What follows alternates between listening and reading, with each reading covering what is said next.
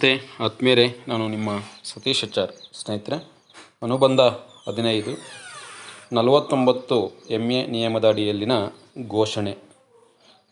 ಇದು ಕೂಡ ನಾವು ಕೊಡಬೇಕಾಗುತ್ತೆ. ಯಾವ ಸಂದರ್ಭದಲ್ಲಿ ನಾವು ಇದನ್ನು ಕೊಡಬೇಕಾಗುತ್ತೆ ಅಂತಕ್ಕಂಥ ಮಾಹಿತಿನ ತಮ್ಮೊಟ್ಟಿಗೆ ಹಂಚ್ಕೊಳ್ತೀನಿ. ಯಾರೆಲ್ಲ ಇದೇ ಮೊದಲ ಬಾರಿಗೆ ಸೃಷ್ಟಿ ಸಿಂಚನ ಯೂಟ್ಯೂಬ್ ಚಾನಲನ್ನು ವೀಕ್ಷಣೆಯನ್ನು ಮಾಡ್ತಾಯಿದ್ದೀರಾ, ಸಬ್ಸ್ಕ್ರೈಬ್ ಆಗಿ ಇದೇ ರೀತಿಯ ಸಾಕಷ್ಟು ವಿಡಿಯೋಗಳನ್ನು ವೀಕ್ಷಿಸಿ ಅಂತೇಳಿ ತಮ್ಮಲ್ಲಿ ಕೇಳ್ಕೊಳ್ತಾ, ಮೊದಲಿಗೆ ಇಲ್ಲಿ ಅಡ್ರೆಸ್ಸನ್ನು ಮಾಡಿದ್ದೇನೆ. ಯಾರಿಗೆ ಅಂತಕ್ಕಂಥದ್ದು ಸಾರ್ವತ್ರಿಕ ಅಥವಾ ಉಪಚುನಾವಣೆ, ಲೋಕಸಭಾ ಅಥವಾ ವಿಧಾನಸಭಾ ಕ್ಷೇತ್ರದ ಕ್ರಮ ಸಂಖ್ಯೆ ಮತ್ತು ಹೆಸರು, ಮತಗಟ್ಟೆಯ ಸಂಖ್ಯೆ ಮತ್ತು ಹೆಸರನ್ನು ಬರಿತಾ ಹೋಗಬೇಕಾಗುತ್ತೆ. ಚುನಾವಣೆ ನಡೆಸುವ ನಿಯಮಗಳು 1961 49 MA ನಿಯಮದ ಅಡಿಯಲ್ಲಿ ಮತದಾರರು ಮಾಡುವ ಘೋಷಣೆ ನಮೂನೆ ಏನು ಅಂತಕ್ಕಂಥದ್ದು. 49 ನಿಯಮ ಏನು ಅಂತ ಫಸ್ಟು ನಾವು ತಿಳ್ಕೊಳ್ತಾ ಹೋಗೋಣ. ಬ್ಯಾಲೆಟ್ ಯೂನಿಟ್ಗೆ ಜೋಡಿಸಿದ ಪ್ರಿಂಟರ್ನಿಂದ ತಯಾರಾದ ಪೇಪರ್ ಸ್ಲಿಪ್. ಬ್ಯಾಲೆಟ್ ಯೂನಿಟ್ನಲ್ಲಿ ನನ್ನ ಆಯ್ಕೆಯ ಉಮೇದುವಾರರ ಹೆಸರು ಅಥವಾ ಚಿಹ್ನೆಯ ಎಡಬದಿಯಲ್ಲಿ ಸಂಬಂಧಿಸಿದ ನೀಲಿ ಬಟನನ್ನು ಒತ್ತುವ ಮೂಲಕ ನಾನು ಯಾವ ಉಮೇದುವಾರನಿಗೆ ಮತವನ್ನು ಚಲಾಯಿಸಿದ್ದೇನೆಯೋ ಆ ಉಮೇದುವಾರನಲ್ಲದೆ ಬೇರೆ ಉಮೇದುವಾರರ ಹೆಸರು ಮತ್ತು ಚಿಹ್ನೆಯನ್ನು ತೋರಿಸ್ತಿದೆ.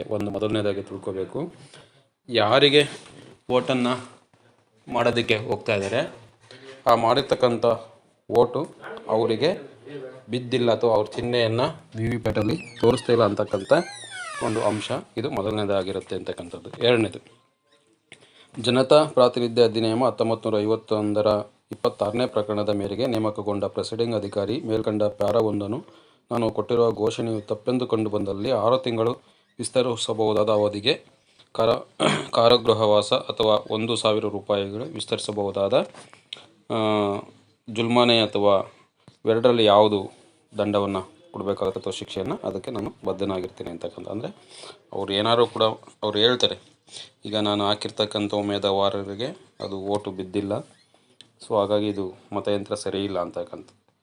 ಆಗ ನಾವು ಅವರಿಗೆ ಮನವರಿಕೆ ಮಾಡಿಕೊಡ್ಬೇಕು, ಇಲ್ಲ ಮತಯಂತ್ರ ಸರಿ ಇದೆ, ಹಾಗೇನಾದರೂ ಕೂಡ ನೀವು ತಪ್ಪು ಮಾಹಿತಿಯನ್ನು ನೀಡಿದರೆ ಈ ರೀತಿ ನಿಮಗೆ ಶಿಕ್ಷೆಗೆ ಒಳಪಡಿಸಲಾಗುತ್ತೆ ಅಂತಕ್ಕಂಥ ಮಾಹಿತಿಯನ್ನು ಯಾರು ಮತದಾರ ಇರ್ತಾರೆ ಅವರಿಗೆ ಹೇಳಿ, ಮತದಾರ ಸಹಿ ಮತ್ತು ಹೆಬ್ಬೆಟ್ಟಿನ ಗುರುತನ್ನು ತೆಗೆದುಕೋಬೇಕು.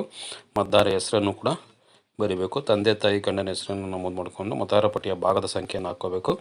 ಆ ಭಾಗದಲ್ಲಿ ಮತದಾರ ಕ್ರಮ ಸಂಖ್ಯೆ, ಮತದಾರ ರಿಜಿಸ್ಟರ್ನಲ್ಲಿ ಕ್ರಮ ಸಂಖ್ಯೆಯನ್ನು ಹಾಕ್ಕೋಬೇಕು. ದಿನಾಂಕ ಹೇಳಿ ಸೈನನ್ನು ಮಾಡಿ ಇದನ್ನು ಸಂಬಂಧಪಟ್ಟಂಥ ಡಿಮೋಸ್ಟಿಂಗ್ ಸಂದರ್ಭದಲ್ಲಿ ಅಧಿಕಾರಿಗಳಿಗೆ ಕೊಡಬೇಕಾಗುತ್ತೆ.